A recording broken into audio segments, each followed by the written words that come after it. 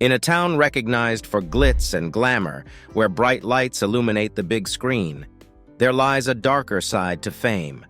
From legendary icons to emerging talents, none are exempt from the destructive consequences of alcohol. But this isn't just a gossip fest. Our intention is to highlight the effects of addiction and the ascent and descent of these celebrities. Here are the 15 most severe alcoholics in Hollywood history. Number 15. Broderick Crawford. Best known for playing Chief Matthews in the TV series Highway Patrol, Broderick Crawford grappled with a severe drinking problem throughout his career. The demands of the weekly show only worsened his fight. To work around his condition, the crew had to innovate. Some scenes where Crawford seemed to casually lean against a wall were actually filmed while he was lying on the floor. They ingeniously adjusted the set to give the illusion of an upright wall when viewed from above. Unfortunately, Crawford's real-life battles with alcohol paralleled those of his character. He faced several arrests and DUI charges, leading to a suspended driver's license. Oddly, within the California Highway Patrol, he became known as Old 502, a reference to the police radio code for drunk driving.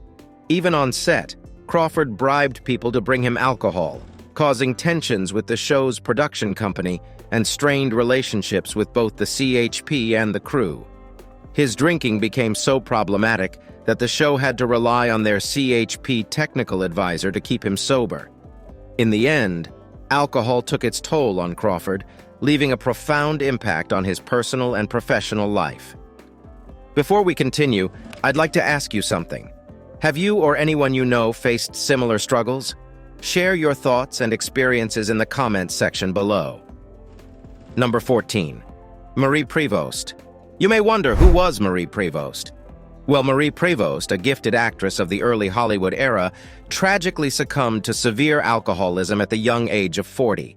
Her untimely death went unnoticed for 2 days until her dog's continuous barking caught the attention of concerned neighbors. A houseboy then discovered her lifeless body inside her room. The police found several empty liquor bottles and a promissory note addressed to Joan Crawford, totaling $110. The Hollywood community mourned the loss deeply, and at Prevost's funeral, luminaries such as Crawford, Clark Gable, and Barbara Stanwyck paid their respects. Her contributions to the film industry were posthumously recognized with a star on the Hollywood Walk of Fame. Prevost's tragic demise, along with others, prompted the establishment of the Motion Picture and Television Country House and Hospital, providing medical care for industry professionals. Prevost's story serves as a reminder of the toll that addiction can take and the importance of supporting those in need within the entertainment community. Number 13. Gig Young. Gig Young, the acclaimed American actor known for his award-winning performance in They Shoot Horses, Don't They?, and his role in the iconic Twilight Zone episode Walking Distance, met a tragic and shocking end. On the fateful afternoon of October 19, 1978, in his Manhattan apartment, Young shot his wife, Kim Schmidt, in the back of the head, killing her instantly. Following this dreadful act, Young turned the gun on himself, ending his life at the age of 64. They had been married for only 3 weeks, making Kim Young's 5th wife. You might be asking yourself, what could drive someone to commit such a horrific act? The motive behind the incident remains unclear, as no note was left behind. Young's career had been marked by the destructive forces of alcohol and pills. His addiction to the tranquilizer Valium, coupled with heavy alcohol consumption, affected his professional life. He was even fired from the set of the comedy film Blazing Saddles on his first day of shooting due to his collapse caused by substance abuse. Despite his personal struggles, Young managed to deliver memorable performances, including his notable role in the Twilight Zone episode. However, his battle with addiction ultimately led him to Suite 1 BP of the Osborne Apartments on West 57th Street in New York City, where he tragically ended his own life with a .38 caliber bullet. The story of Gig Young serves as a grim reminder of the devastating impact of substance abuse on individuals and their loved ones. Number 12. Sterling Hayden. Sterling Hayden, known for his heavy drinking during film production, often had winding chats with the filmmakers. This was because he liked to indulge in wine and even smoked hashish. As a result, his thoughts became unclear, and conversations often dragged on. The filmmakers wished Hayden would drink less during filming, but this didn't happen. Hayden himself shared funny stories about his drinking, like an amusing interaction with a beggar. Despite feeling sorry and confused about his drinking habits, he admitted that he was not particularly sad. He once said, "What confuses me," he says, "is I'm not that sad. So why do I drink? I don't know." He also mentioned an incident where he almost drowned in a canal after drinking heavily the night before. His son, who lived with him, rescued him. Number 11. John Wayne. John Wayne received special treatment, and his demands were always fulfilled.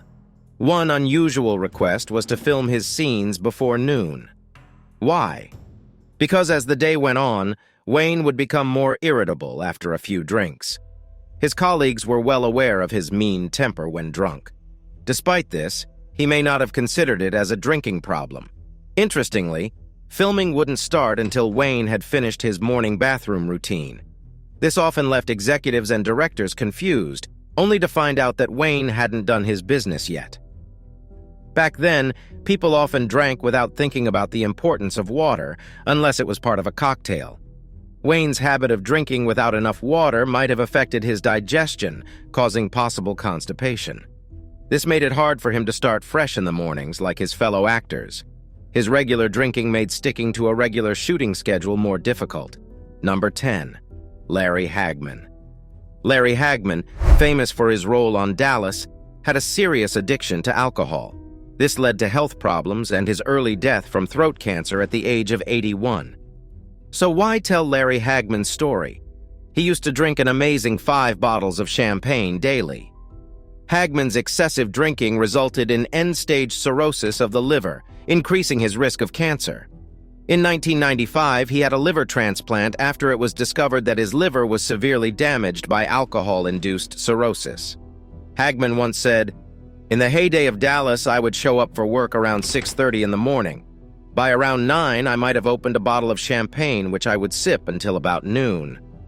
By lunch, I might start on another half bottle of champagne. I would drink about 3 bottles a day, sometimes with people who dropped by the set, but mostly alone. I kept a steady flow of alcohol going. Often, I would drink 5 bottles of champagne a day." Number 9. Oliver Reed. A magnetic figure in the film industry, Oliver Reed enchanted audiences with his depictions of various infamous villains. His bright blue eyes, facial scars from a brawl during a drunken episode, and remarkable acting skills were frequently eclipsed by his struggle with alcoholism. Prominent figures like Ridley Scott, among others, recognized Reed's talent, best exemplified in works like the Three Musketeers trilogy, Oliver Twist, Treasure Island, and Gladiator, among a total of 120 films. Unfortunately, he lost his life after finishing work on Gladiator, following a drinking contest with sailors from the Royal Navy at a bar in Malta. Reed, chosen by Ridley Scott to play the unforgettable character Proximo in Gladiator, had agreed to refrain from drinking during the shoot. However, his good friend Sir Christopher Lee noted that after consuming 8 drinks, Reed turned into a fearsome sight. At 35, Reed got into a dispute at a club with several men. After a dismissive comment, they attacked him in the restroom with broken bottles, leaving Reed needing 63 stitches and permanent scars. Initially, Reed believed his acting career was finished, but Oliver Reed exited life as he lived it, being the life of the party and causing mayhem. Before Gladiator was completed, he visited a pub, drank 8 beers, 3 bottles of rum, and several whiskey shots. Sadly, he suffered a heart attack and passed away soon after. Reflecting on his lively life, Reed only had one regret: not draining every bar dry or sleeping with every woman on earth. Number 8. Richard Burton. Richard Burton, a charismatic actor celebrated for his powerful style, resonant voice, and relationship with Elizabeth Taylor, was hailed as a fitting heir to the legendary Laurence Olivier. His brilliance can still be seen in standout performances like his Oscar-nominated role in Who's Afraid of Virginia Woolf. However, Burton confessed to starting his battle with alcohol at just 12 years old, and at his lowest point, he was drinking 3 bottles of vodka daily. His excessive drinking became evident during the filming of The Klansman, when he found it hard to keep his balance and often had to shoot scenes while sitting or lying down. Off camera, his behavior was just as reckless. Hearing a rumor about a shark sighting, he bravely downed 21 tequila shots before diving into the ocean. In 1974, Burton's life was hanging by a thread after a serious episode of hard drinking. In 1970, doctors had warned him that his drinking would inevitably lead to his death. His self-destructive habit had caused his kidneys to swell abnormally, and surgery in the early 1980s revealed alcohol crystals on his spine. Despite medical warnings, this exceptional Welsh actor chose to ignore their advice. Tragically, his remarkable career ended abruptly in 1984, when he succumbed to the effects of alcoholism at the age of 58. Number 7. Barbara Payton. Barbara Payton was indeed a force to reckon with in the early 1950s. As a budding B-list actress with ties to celebrities like Bobo and her spouse Franchot Tone, she was on the rise. However, her career spiraled downwards as she fell into alcoholism, leading to a loss of her beauty, her means of income, and several legal issues due to public drunkenness, writing fraudulent checks, and involvement in prostitution. A striking blonde from a small Minnesota town, she set off for Hollywood and rapidly became one of the top stars of the 1940s and 1950s. She acted alongside acclaimed actors like James Cagney, Gary Cooper, and Gregory Peck. However, Payton's personal life was a chaotic mess. She had countless affairs, violent relationships, instances of shoplifting, prostitution, and frequent encounters with the police. During the 1960s, her alcoholism worsened, providing a sense of stability in her turbulent existence. Payton's life further declined after she lost custody of her son due to her unethical lifestyle. For instance, in 1962, she was charged with public intoxication when found sleeping at a bus stop on Sunset Boulevard in just a coat and swimsuit. That same year, she was arrested for disorderly conduct while drunk at a noisy afternoon gathering. Following this, she spent many nights in bars and pubs. Tragically, at only 39 years old, she was discovered dead due to heart and liver disease, her appearance so drastically altered that she was almost unrecognizable. Number 6. John Barrymore. John Barrymore, a classical actor from the famous Barrymore family of actors, was a significant figure in the early 1900s. He was highly praised as one of the best of his era. Interestingly, he was known for his portrayals of sympathetic characters battling alcohol addiction in films, despite his own struggles with alcoholism. Though primarily known for his impressive Shakespearean roles and his unforgettable performance as Mr. Hyde and later as Sherlock Holmes, his troubled childhood and difficult later years exacerbated his drinking problem. There was an incident where his second wife caught him trying to drink her perfume. In 1933, he starred in a successful comedy film, Dinner at 8, directed by George Cukor. In this film, he played one of his earliest roles as a drunkard, depicting an alcoholic actor. Sadly, in the subsequent years, his career suffered severely due to his ongoing battle with alcohol and its harmful effect on his memory. Starting in 1936, he had to use cue cards to complete his roles, signifying the decline of his career. Some of these roles would tell the story of a man descending into a life of alcoholism and immoral conduct. His hands shook uncontrollably.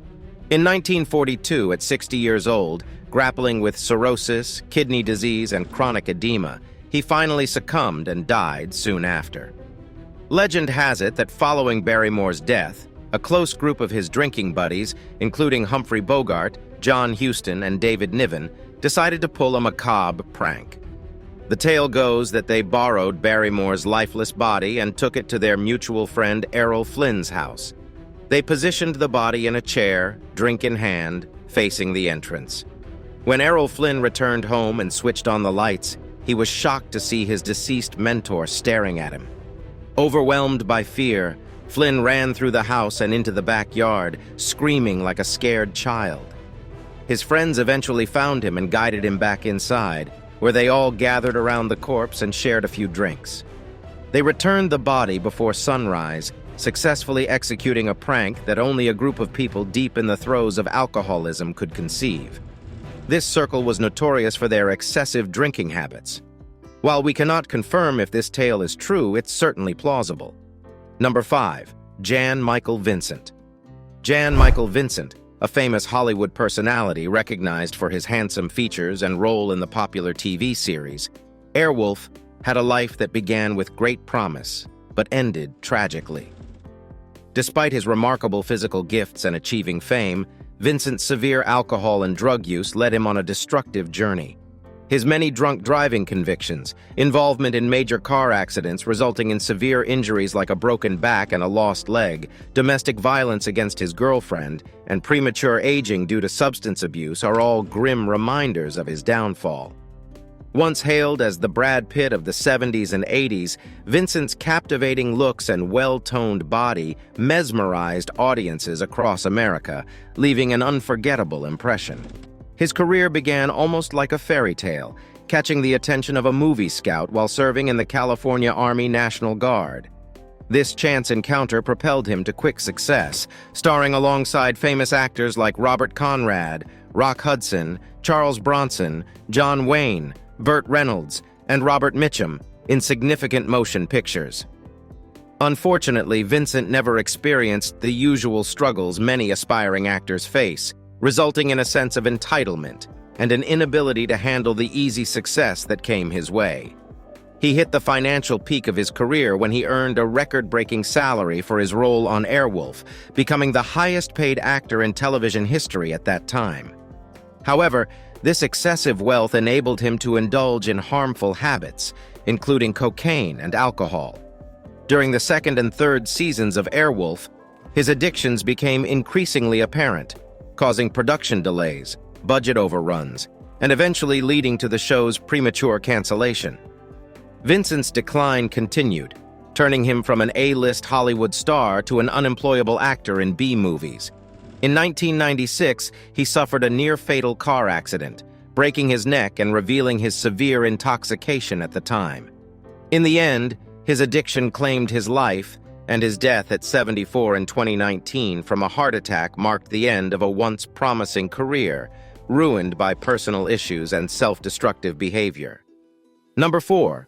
Errol Flynn. Errol Flynn, the ultimate symbol of charm and masculinity, left an unforgettable mark as the legendary swashbuckler in films like Robin Hood and Captain Blood. However, behind the silver screen, his life was a bold whirlwind of immorality, darkness, and relentless adventure. This infamous ladies' man took pride in his image as a seductive rogue, a fierce fighter, a cocaine enthusiast, and an ardent lover of alcohol. Not only did Flynn find himself sharing drinks with Fidel Castro himself in Cuba, but his bachelor pad in Malibu, which he shared with fellow actor David Niven, earned the notorious nickname Cirrhosis by the Sea, due to the amount of alcohol consumed within its walls. On his private boat, he organized wild parties fueled by sex, alcohol, and cocaine. Such was his commitment to the art of excess that he even walked onto film sets in a drunken daze, once impulsively betting $500 with the crew that he could win over his captivating co-star, Olivia de Havilland. Upon experiencing a frightening collapse in an elevator during his early 30s, a doctor delivered the grim news. His heart and lungs had sustained irreparable damage. Astonishingly, this revelation did little to curb his relentless pursuit of indulgence. Sadly, his excessive lifestyle eventually claimed him at the age of 50, succumbing to a fatal heart attack. By the time of his passing, his once dashing figure had been replaced by a bloated and overweight body, ravaged by the effects of cirrhosis. Number 3. Humphrey Bogart. Humphrey Bogart is celebrated as the greatest male actor in American cinema's history. With many Academy Award nominations and memorable performances in timeless classics like Casablanca, The Maltese Falcon, Treasure of the Sierra Madre, The African Queen, and others, it's easy to see why he earned vast respect among Hollywood actors. However, in his personal life, Bogart was known for heavy drinking. A friend said, "Bogart is a nice guy until around 11:30 p.m. After that, he turns into a version of himself he views as Bogart." During these moments under the influence, he could become angry, stubborn, or even abusive. As his celebrated career progressed, his drinking began to affect his work. He often arrived on set either drunk or suffering from a hangover. Once, he arrived in his pajamas, refused to work, and chose to ride a bicycle around Warner Brothers' studio while filming Sahara. It's said he wouldn't leave his dressing room until his then-wife, Mayo Method, brought him a thermos filled with martinis. Even when not on a film set, Bogart rarely went long without getting heavily drunk. One incident had him drunkenly leaving a restaurant with their safe, only to abandon it on Beverly Hills Boulevard. He found himself in court after assaulting a few women who tried to take away the toy panda he brought to an exclusive club as a drinking companion. Despite drinking with actors like Richard Burton and Frank Sinatra, Bogart often found himself in trouble and was eventually barred from pubs, bars, and clubs. His ongoing love for drinking and smoking took a toll on his health in his later years. In 1956, he was diagnosed with cancer and passed away shortly after. Even during his final days, he could still be seen holding a glass of sherry. Number 2, William Claude. Dukenfield W.C. Fields, whose real name was William Claude Dukenfield, was a famous actor and one of America's greatest comedians, known for his impeccable timing and humorous grumpiness. He flawlessly blended his real-life persona with his on-screen characters and is particularly remembered for his unique nasal voice, sociable nature, and fondness for alcohol. Fields achieved stardom in his mid-50s, but his career and life almost came to a premature end just a few years later.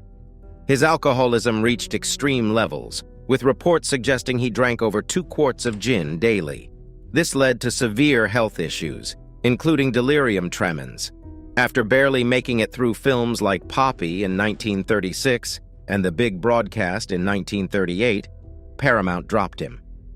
Despite his ongoing struggle with alcohol, Fields experienced a lengthy recovery period during which he became a regular on the popular radio show, The Chase and Sanborn Hour, in 1937.